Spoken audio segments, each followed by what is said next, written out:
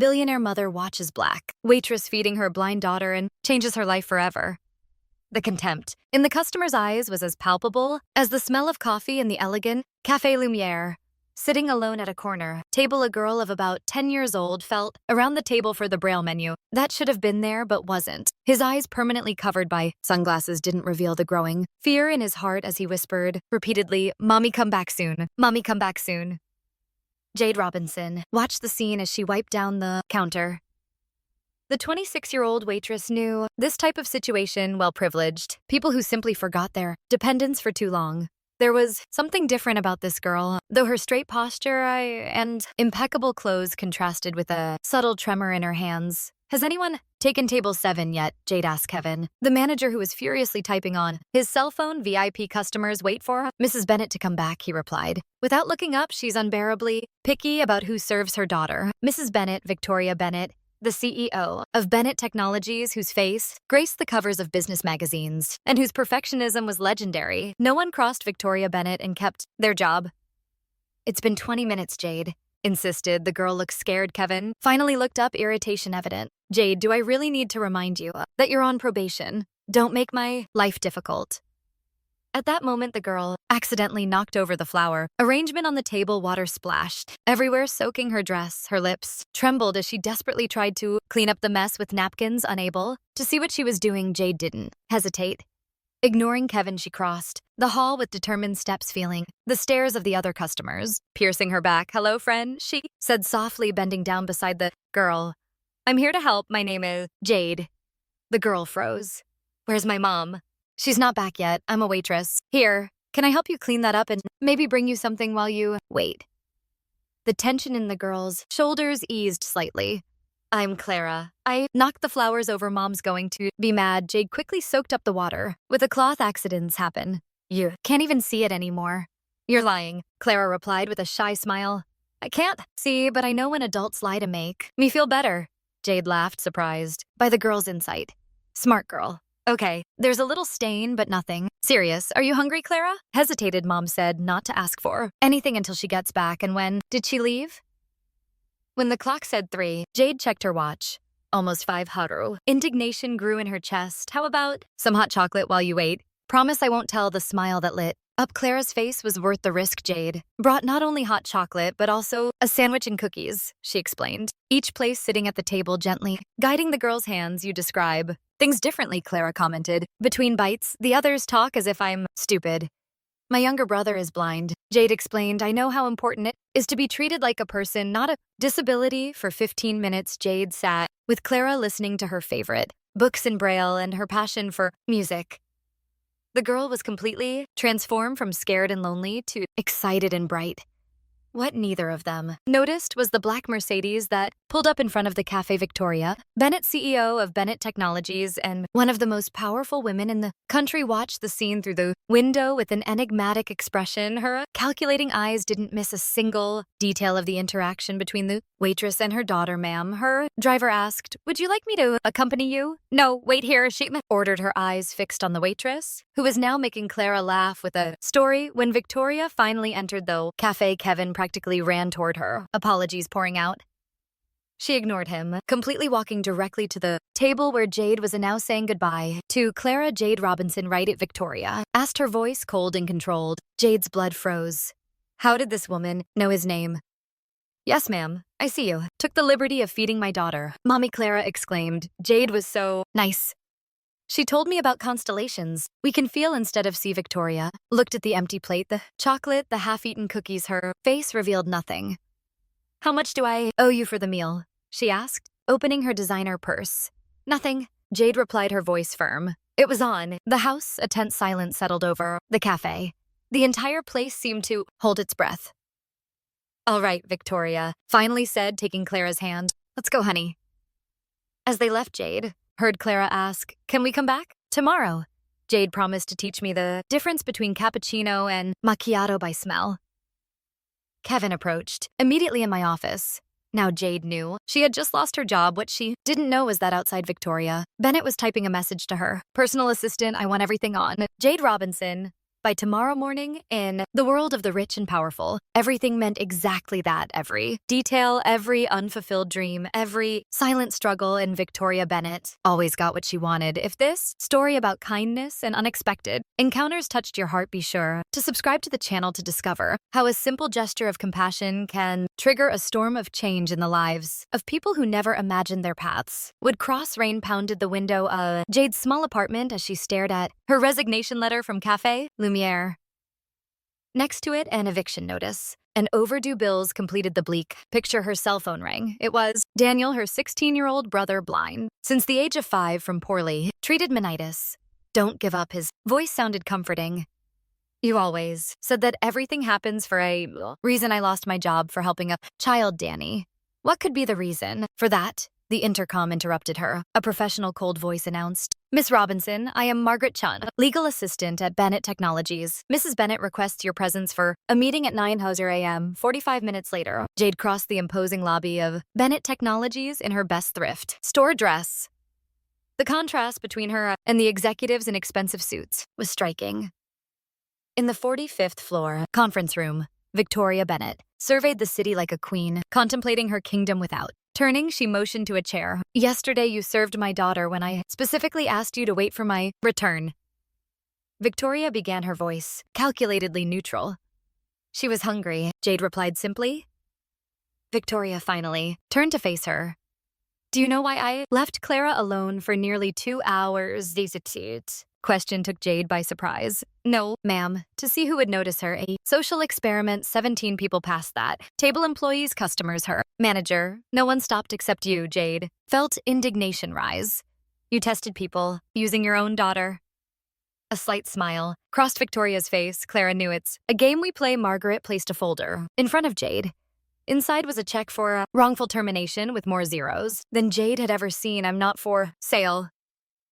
Jade pushed the folder back. Victoria raised an eyebrow, genuinely surprised. Everyone has a price.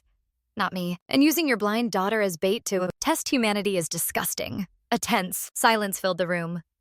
Margaret looked like she was about to faint. No one spoke to Victoria Bennett like that. Interesting, Victoria finally replied. Clara asked about you. She doesn't do that. Not usually. For the first time, Jade glimpsed something beyond the cold mask. A genuinely intrigued mother. Have a different proposal. Victoria slid another folder across the table. Clara needs a companion. The salary is significant. The amount mentioned made Jade's heart race 10 times what she earned at the cafe. Why me? She asked, suspiciously. My daughter has a perfect ear for insincerity. Your authentic. Victoria gestured, and Margaret presented another folder. Your background is impressive.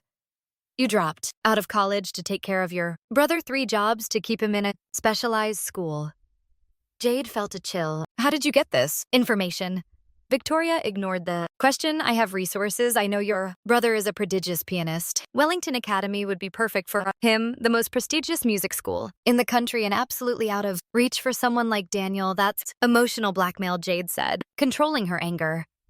This is business, Victoria corrected. I'm offering opportunities for both of you. On the way back, Jade received a phone call. Wellington Academy wanted to schedule an audition for Daniel. Victoria hadn't wasted any time that night. Jade researched Victoria Bennett obsessively, uncovering disturbing patterns. Former employees who disappeared, professionally rivals facing coincidental scandals, a former nanny who had sued Victoria for bullying only to mysteriously drop the lawsuit. But then Jade found something else. News reports about the accident that had blinded Clara. 5 years earlier, Victoria had been driving, possibly distracted by text messages. Afterward, the story simply disappeared from the media, though next day when Daniel played the piano at Wellington Academy, bringing tears to the teacher's eyes, Jade made her decision. She would enter Victoria Bennett's world not only for her brother, but also for Clara, a brilliant girl trapped in a gilded cage with a mother who used her as a pawn in power games. What Victoria didn't realize was that Jade wasn't just a desperate waitress. She was a woman who had spent years studying human behavior before abandoning psychology, someone trained to see beyond the masks. As she signed the contract in Victoria's office with a polite smile, Jade was already formulating her own plan.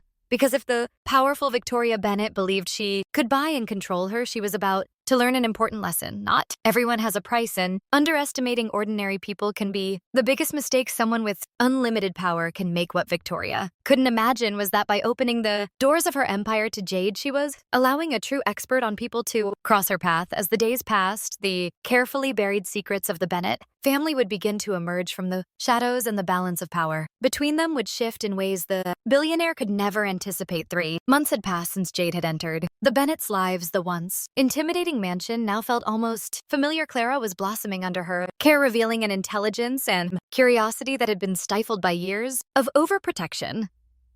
The stars must be like music we can't hear, Clara explained as her fingers traced an astronomy book in Braille. We feel like they're there even when we can't see them. Victoria watched from a distance, her gaze impenetrable. Clara has never talked so much, she commented later. What have you done to her? Nothing special. I just treat her like a person, not a disability. The next morning, while organizing Clara's books, Jade found a box hidden at the back of the closet. Inside was a diary and a USB stick. It's Mom's diary, Clara explained when she felt Jade freeze. Trevor helped me hide it. Trevor, Bennett, Victoria's brother, rarely mentioned that night.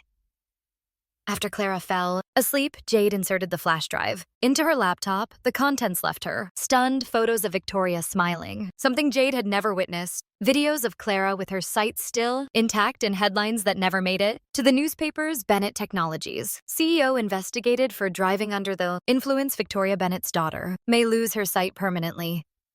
An email from Trevor to Victoria dated a week after the accident confirmed the worst. Vic, the lawyers, managed to suppress the story. The judge sealed the records. The driver of the other car accepted the settlement agreement. Clara deserves to know the truth someday. Victoria had not only caused the accident, she had used her power and money to cover it up. The next morning, Victoria announced, I have a meeting with the Foundation for Visually Impaired Children. Clara is going with me. Something in her voice alerted Jade. After some research, she discovered that no such meeting had been scheduled.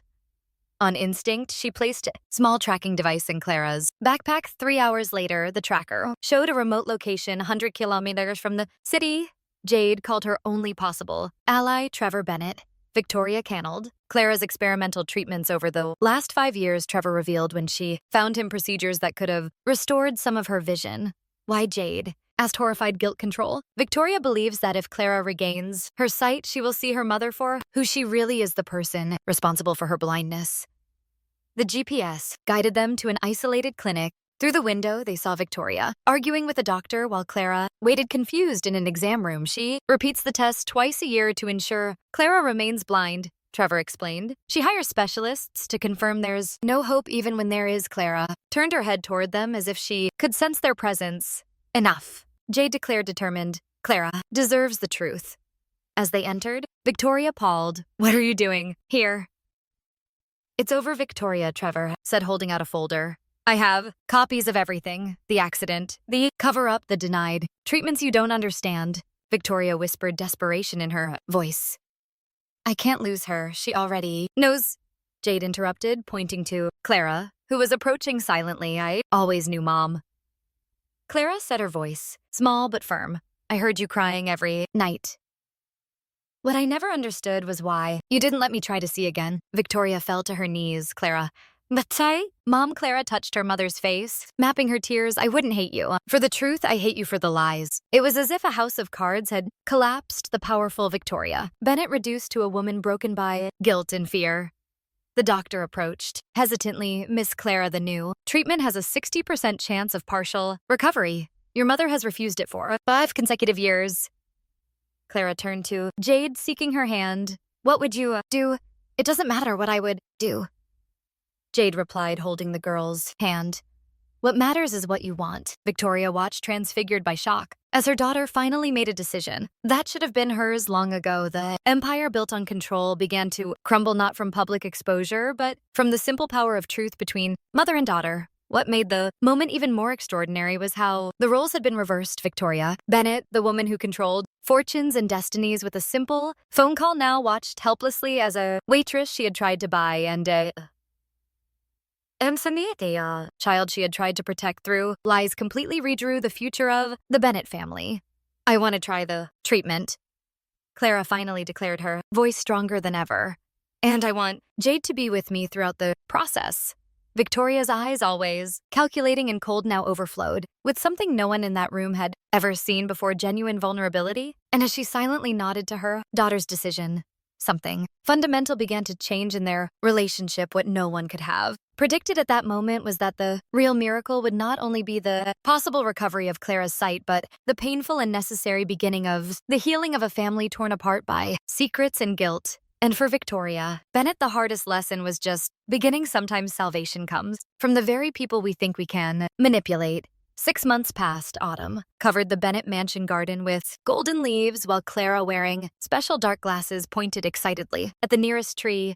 I can see the outline. It's brown and orange at the same time, she exclaimed, her voice overflowing with joy. The experimental treatment had been a partial success. Clara had not regained her sight completely, but she could now distinguish shadows, outlines, and on good days, some colors. For someone who had lived in darkness for 5 years, it was like rediscovering the world. Watching the scene from the porch, Victoria held a cup of tea with slightly trembling hands. Her corporate empire remained intact, but something fundamental had changed within her. The fall had not been public or financial. It had been personal. It's still hard for her, Trevor commented, sitting down next to his sister. Seeing Clara get better means confronting what she did. And what I didn't do, Victoria added, her voice devoid of its usual coldness. 5 years lost to fear and guilt. Trevor smiled softly, but not 7 or 10 or a lifetime. You finally stopped running. At Bennett Technologies, the changes were visible to everyone.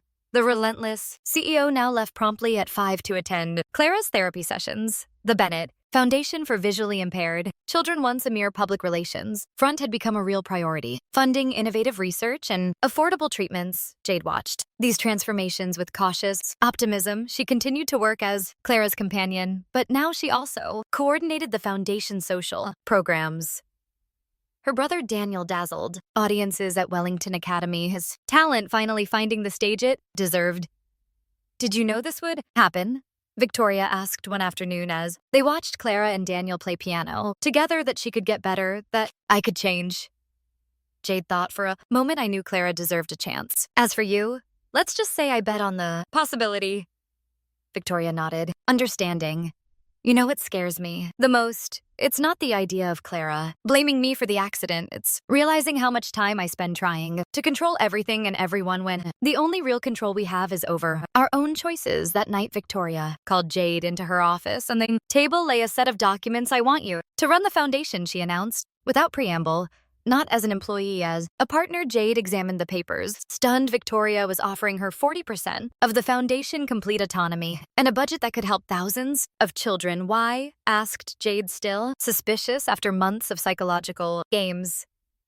Because you saw my daughter when I only saw her disability, Victoria replied simply. Because you saw truth where I only saw control, and because the foundation needs someone who understands that compassion cannot be bought. There was sincerity in the eyes of the woman who just 6 months earlier believed that everything and everyone had a price. On Clara's birthday, the Bennett mansion welcomed guests for the first time in years. Not executives or politicians, but children from the foundation and their families. In the center of the garden, Clara, now wearing glasses that allowed her to distinguish basic shapes and colors, proudly presented an exhibition of tactile sculptures she had created to see with her hands as she explained to visitors. Any regrets? Trevor asked Jade, watching his sister interact with the families without a trace of her former condescension about joining this crazy family. Jade smiled.